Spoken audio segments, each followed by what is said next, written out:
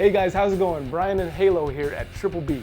And today we're going to do an update on all the reticulated pythons we keep here at Triple B. You're watching Triple B TV.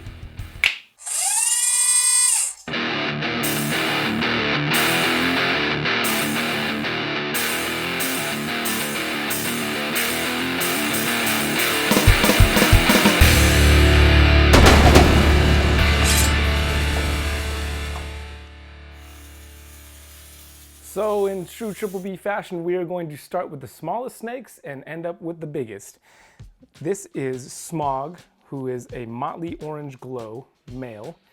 And Smaug stands for sexy motley orange glow. I got this dude from Garrett Hartle, but he was produced by Justin Studeni or Studney. I'm not sure how you pronounce that. I'm not sure that Justin even knows how you pronounce that. I got some plans for him when I do finally start breeding reticulated pythons, which is still an undetermined time at this point, just kind of feeling it out and just not gonna do some pairings yet. You know, you got a lot of eggs that come out of these guys, so I wanna make sure that everything is well prepared, including where the future homes of the future eggs are gonna be. So that takes a little bit of planning and preparation. So the most exciting plans for this guy are to breed him eventually to my female Mochino. And from that pairing, we could expect more Mochinos, albinos, orange glows, and really cool dark het, Indo-caramel, het mocha animals, which should be pretty sweet, especially when you throw that motley in there.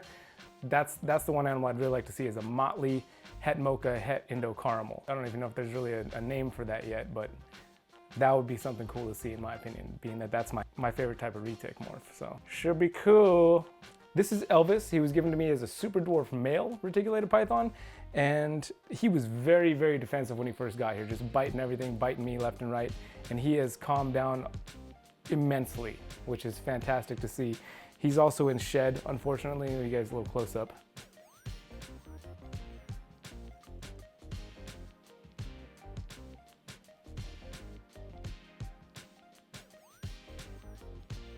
Not only is he in shed, but he's like the opposite of fired up. Sometimes he fires up and his silvers are just insane. His head turns this crazy light, almost whitish silver color. It's crazy to see how these reticulated pythons, you know, when they fire up, their color can change so drastically. It's almost like a chameleon status. It's crazy. But he is in shed, so I'm gonna go ahead and put him back and let him chill out. So this lovely beast is Junior. He is a motley golden child, het albino. And he's been having some issues with his eyes. He's been to the vet a couple times for him. As you can see, he's really kind of swollen there around his eyes. And basically what that is a lack of drainage from his tear ducts inside his mouth is what was diagnosed at the vet. And he did drain them, and then they just fill back up, and drain them and they fill back up. And I've been doing some holistic type care and massaging the area to kind of help loosen up those blocked areas. And that has been helping a little bit, but he's still dealing with it. And I'm hoping that eventually those blockages clear up enough to where that fluid doesn't build up anymore like that. But right now we're just kind of taking it as it goes and working it as we can. And I'm hoping that he gets better, because it doesn't really look very comfortable to me. I don't think it's causing him any pain, but it surely doesn't look comfortable. But aside from that fact, he is a gorgeous snake. There's very few things that beat the iridescence on a motley golden child reticulated python. The iridescence is just insane. And many snakes, especially pythons, have this iridescence going on about them, but retic's skin is just so thin, I think. And on this particular motley GC, it's just so dark. I mean, it's one of my favorite things about snake skin, is that crazy iridescence. Is amazing. Can you imagine if our skin was like that? This is Buttercup. She is a lavender genetic stripe possible tiger. Lavender is an allelic thing between the Clark albino strains purple and white, so she's het purple, het white, which makes a lavender reticulated python. And the genetic stripe is also a recessive trait. And the tiger, I think, is going to prove out in her, because her tongue had this little bend in it that I think is very common in a lot of tiger morphs and super tigers. So that's my one thing. And then other people who are more experienced with retics have told me that she's most likely going to prove out for tiger. But the crazy thing about her is that I got her at the exact same time, in the exact same shipment as my biggest snake here.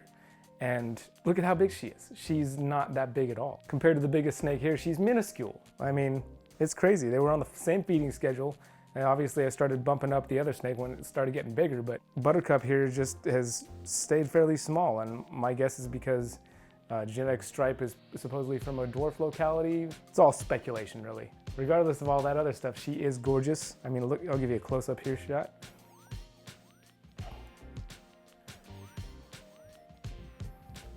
And look at the pattern on this girl. She is just like fluorescent, like a highlighter. It's insane, right? Look at those colors, mind-blowing, mind-blowing. Get a little headshot there.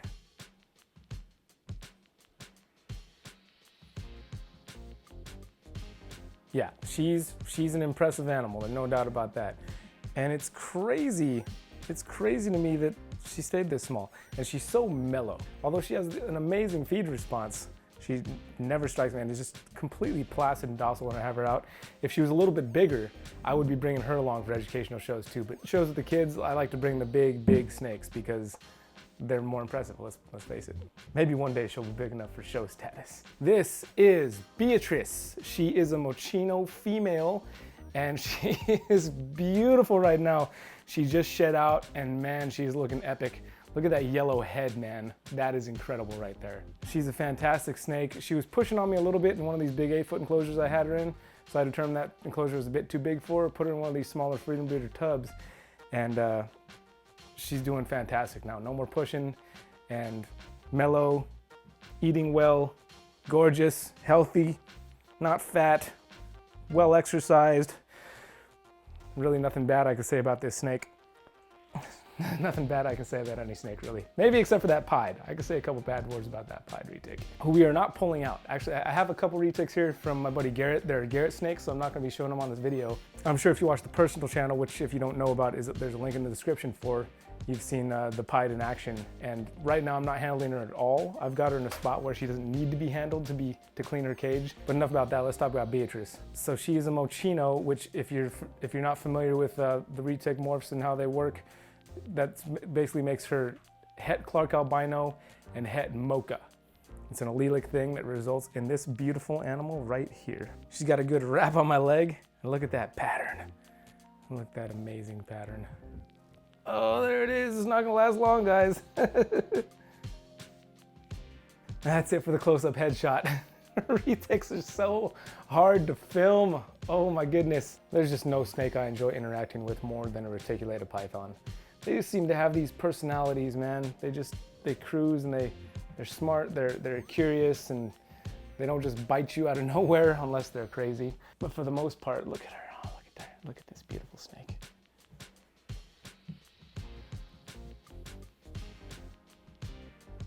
This is Patsy LaRue, named for the fact that my wife's grandmother was so cool about her being delivered to her house. And her name is Patsy LaRue, so that's where she got her name. And she is a phantom sunfire, het purple, super cool. She stopped eating for quite some time. I had switched her from rats to rabbits, which she did fine the first time, and then I didn't have any rabbits, and I went back to rats for a minute, and then she just decided to stop eating altogether, which was interesting. She seemed like she would be interested in food at times, but just wouldn't ever strike the rat, and it was insane. But she did actually just last week take her first meal in months. I was never concerned about her being off food because she never looked unhealthy. She never looked underweight. She actually looks extremely healthy, and as you can see, is quite athletic. Yeah, she's an awesome snake. Just another one of those examples of a mellow, docile pet snake. Just cruises.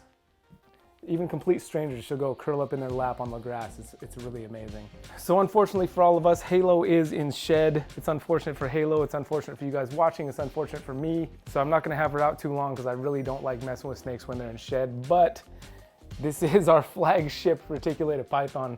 I got Halo, as with all of the rest of my retics, when she was just a little squirt and fit in the palm of my hand. And now she's a big girl in shed. Try and get a good headshot there for you.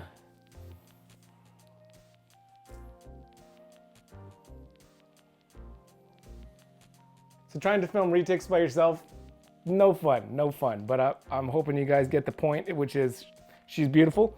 She is a lavender motley tiger, het titanium, or citron as it's known. I bring her to all of my educational events when she's not in the shed, and I can just count on her to be cool and calm with all the kids, and she's the best snake. She's just so mellow. I mean, she's never bit me. There was only one time she ever struck at me when I had first gotten her, and I let her roam around the living room floor for a while and let her go curl up underneath a little futon chair. And I just kind of sat there and watched her for a long time. She sat there and cruised. And when I went to go get her, I caught her off guard, I think, a little bit, and she struck, but didn't bite me. And that was it. I mean, other than that, she's been nothing but a sweetheart of a snake. Just super placid, super docile, everything you could hope for in a pet snake. Since she isn't shed, I'm gonna put her away. Last but certainly not least is our big purple albino girl, Betsy Ross, born on the 4th of July, 2015, hatched, born, whatever. And she's cool. She's super cool, super mellow, and super big compared to every other snake here. This is the girl that came in at the same time as Buttercup, who she now dwarfs in size. Just incredible. And an awesome animal. If I had to take a wild guess, I'd say she's somewhere in the maybe 50 to 60 pound range, but I haven't weighed her in a while. I haven't stepped on a scale. Oh, haven't stepped on a scale with her in a while or anything, so. Yep, this is the fun of big snakes. They don't really do what you want them to do. They just kind of do what they want to do, and you just go along for the ride. That's how it works with these guys. Not that she's, a monster, huge. 60 pounds is nothing for reticulated python. She's still got a lot of growing to do. It's just something to keep in mind. When you're thinking about getting a big snake like this, you have to really prepare yourself mentally and physically, I think. If you're not, there's something to be said for having the physical strength to work with an adult. One of these guys right here. It's not something you should take lightly. I've kept snakes since I was 4 years old, and even when I was in my 20s still, I'd look at these snakes and think, yeah, that's just too big. I can't deal with something like that.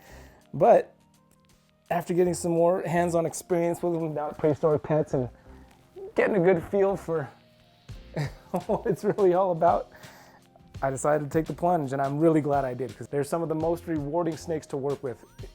It's just incredible how gratifying it is to work with animals like this.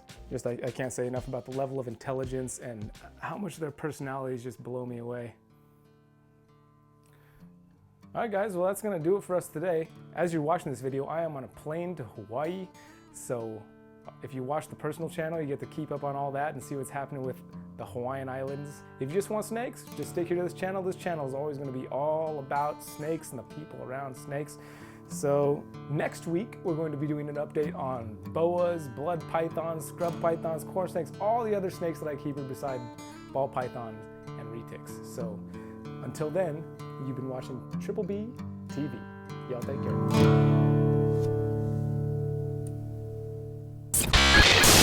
Changing angle of the dangle.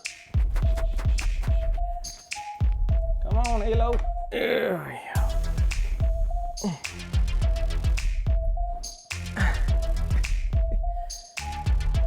Runners, take your marks. Yeah, I'm gonna change that angle. I don't like it. Yeah, I want to film reticulated pythons on camera by myself today. Yeah, nobody's ever said that.